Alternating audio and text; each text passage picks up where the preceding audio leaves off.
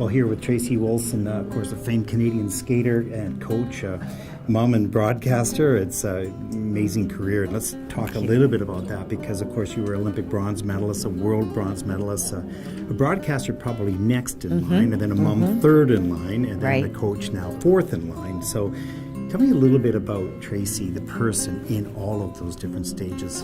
Go first with the skater. As a skater, I just loved being out there, and I loved competing, and I was very fortunate to find a partner in Rob McCall, and with him I was able to take my skating to another level. I think for me, I learned early on the best part about competing and being in the game is facing your fears. It's challenging and testing yourself, and it's also the people that you meet. And so I developed a lot of friends early on, and first of all with the Canadian team, and then internationally. And those friendships, it's so interesting, Ted, are there today. Yeah. You know, the Tamara Moskvinas of the world that, you know, I had the privilege of touring with her, and Tatiana Tarasova, Besnova Bukin, and I still see them today. And of course, Brian Orser, I'm working with in a big way, and have been for the last 12 years. And he was a best friend of Rob's and mine then, and still. There's your skating background, but you transitioned into broadcasting. How did that happen, and what was your journey in that?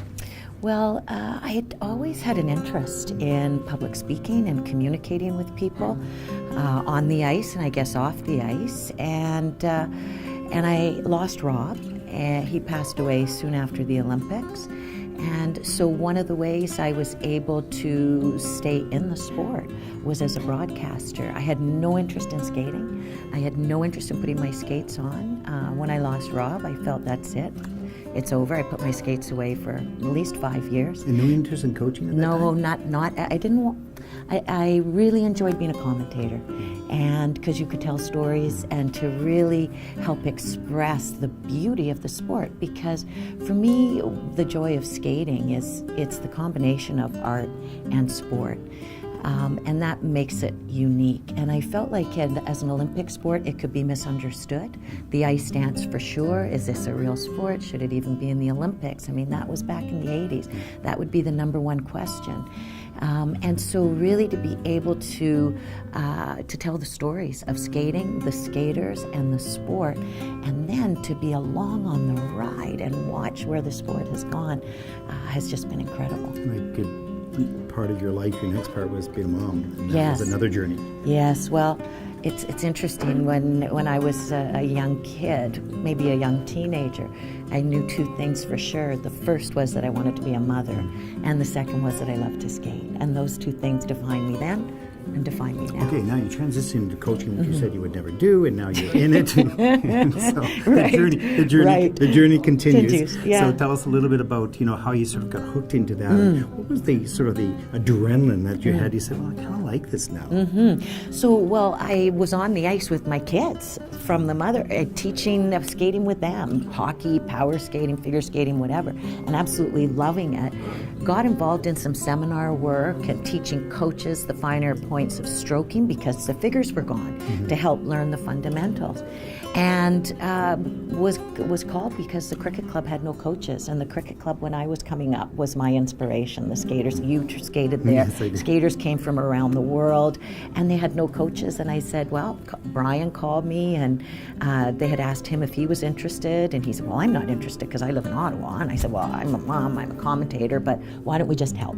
So we agreed for 3 months to help get the programs going, to help get the coaches built. And Brian and I got on the ice together, started doing stroking classes, started playing around, fell in love with it, and 12 years later, we're still there. And the story continues. Oh my gosh. Let's talk a little bit about the sport now, because it is, we were talking about this just on the way down here, how remarkable it is. Could we have ever predicted 10, 15 years ago that the skaters would be this good? And I don't mean about jumps and throws and all that stuff, just the basic quality of skating.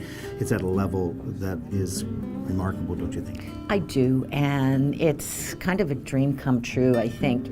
I know for Brian and I, we're in it to build the sport and what's best for the sport. And it doesn't matter what discipline, it doesn't matter what country. It's like, let's just get in there and raise the bar.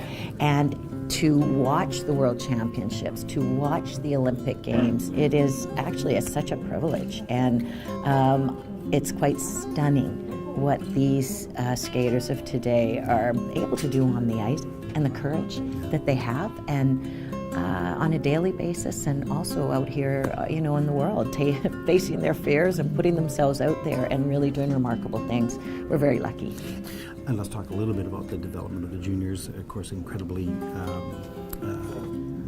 they're gaining technical proficiency, and some of them are gaining maturity at a very young age. And then there's this quickness of growing from juniors into seniors, and then having to grow up. At the same time, you have to be excellent, challenging for any athlete.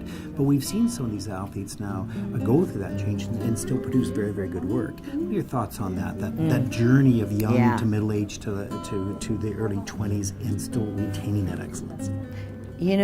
I think people need to hold sight of what is most important, and what is most important is the person and their development.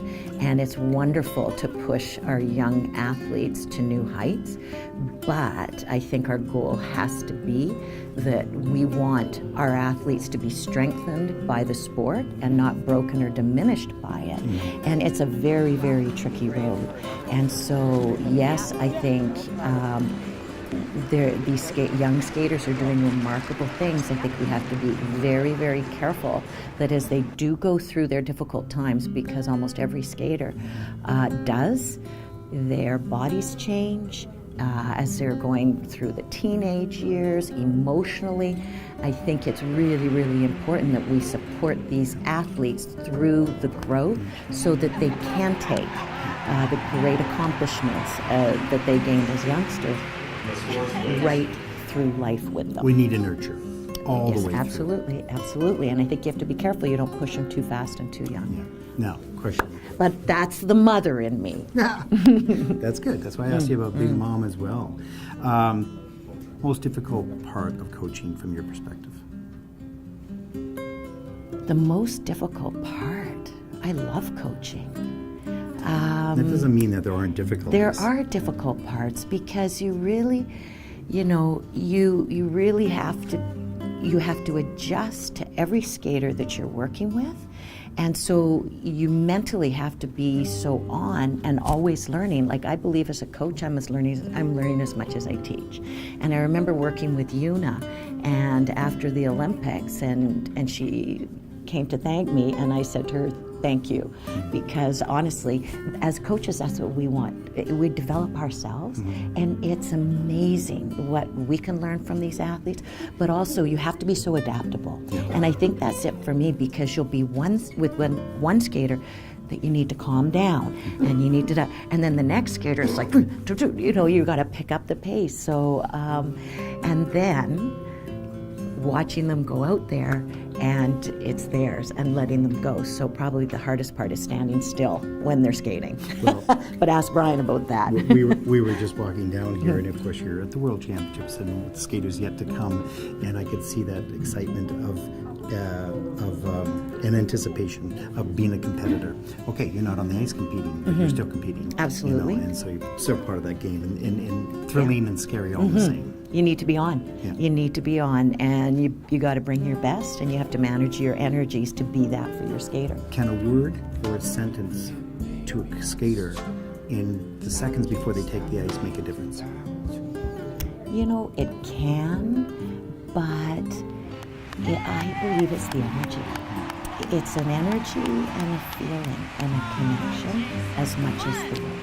But the word doesn't be technical. It could be personal. I know it absolutely could, but it's that. It's it is, yes, all of that makes a profound difference, and that connection, and then being open to find what it is they need at that moment. Greatest joy in coaching for you?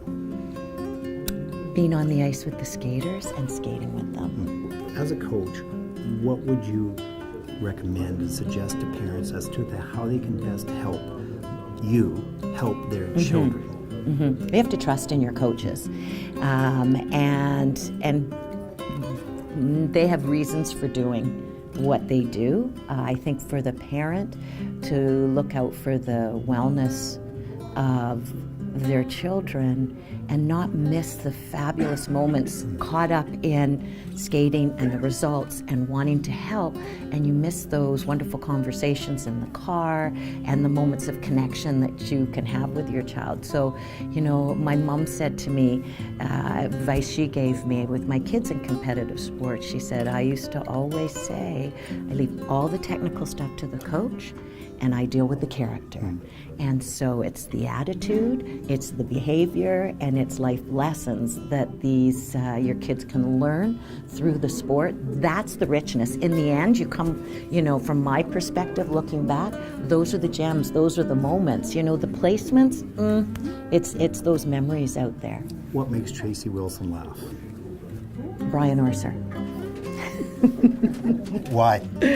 He's hilarious. Yeah. Yeah. Yeah, that was a pretty general answer. Okay.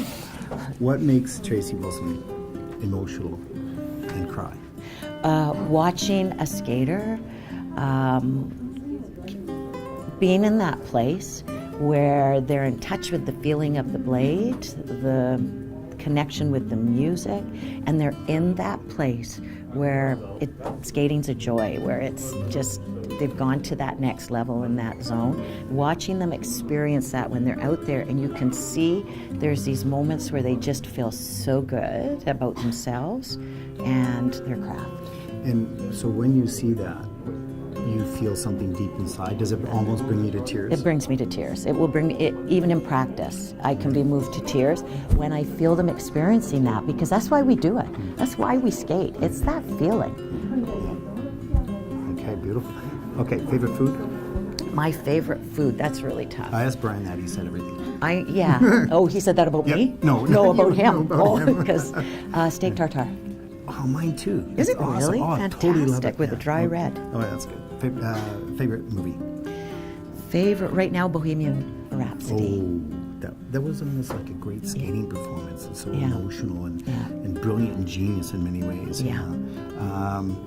Coaches, skaters in your career that inspired you? Many coaches and many skaters. Karen Magnuson, Tyler Cranston, a couple that came to mind as I was growing up and watching them. The Russian ice dancers I loved, Moiseeva and Minenkov, Beswanova and Buchan. I loved the Russian dancers, and Torval and Dean. I had great coaching and all along the journey. I mean, world-renowned Linda Brockman, Brian Power was somebody who I'll find myself coaching, and there are lessons I learned from Brian that I'm passing on. And many great coaches, but it's really interesting to me now as a coach. It's like, you know, your goal is to have those words that your skaters pass them on, that the body of work that these coaches have given to me, given to Brian, that we pass on to their skaters, to our skaters, and they can pass on to theirs. And there's a lot of great coaches in the world, even now, all over the world that are watching and learning from you guys and setting a new standard. And really, the world is in good hands with the coaches from around the world, don't you think?